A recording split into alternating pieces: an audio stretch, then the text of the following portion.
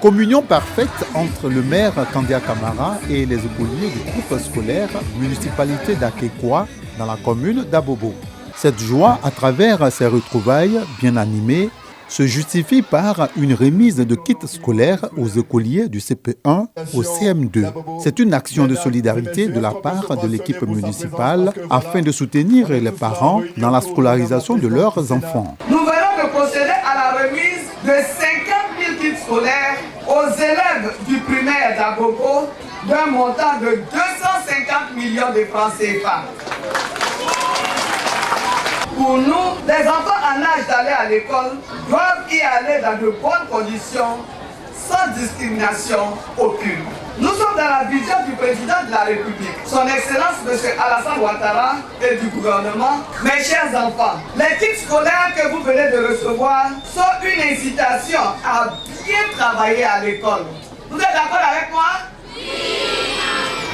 Ce message semble bien perçu par les bénéficiaires qui promettent d'être des apprenants studieux et faire honneur à la commune d'Abobo. Je suis en classe de CP2. Je suis contente d'avoir reçu ce kit. Je vais bien travailler à l'école et mes parents seront fiers de moi. Moment captivant de cette remise de kits scolaires à Abobo, c'est cette séance de sensibilisation des populations sur la bonne utilisation des bouteilles de gaz domestiques, surtout en cas de dysfonctionnement afin d'éviter des incendies.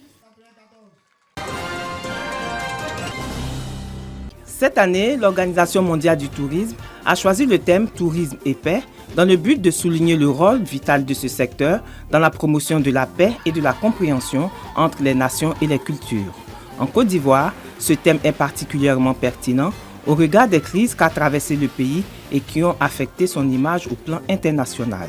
La Côte d'Ivoire se présente aujourd'hui comme un exemple de paix, un modèle achevé de paix après une période de balbutiement dû à des crises que le pays a connues, s'est résolument engagé sur la voie du progrès et de la construction d'une paix durable que le président et son gouvernement travaillent inlassablement à bâtir une économie prospère reposant sur plusieurs triptyques dont le tourisme occupe une place essentielle dans ce dispositif. La célébration de cette journée sera donc une occasion de montrer au monde les efforts consentis par le gouvernement ivoirien de promouvoir la destination Côte d'Ivoire comme un modèle de résilience. La célébration officielle de la Journée mondiale du tourisme au plan national aura lieu précisément en date décalée le 31 octobre 2024 dans la région du Kelogo, précisément dans la ville de Kong.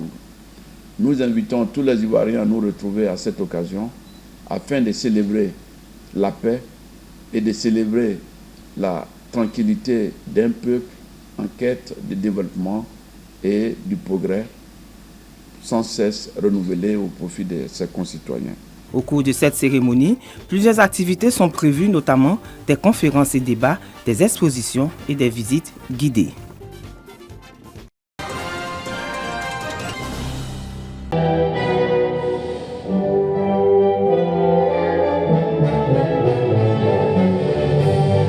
Cette année marque le 75e anniversaire de la proclamation de la République populaire de Chine. En vue de marquer cette commémoration, l'ambassade de Chine en Côte d'Ivoire organise la présente cérémonie.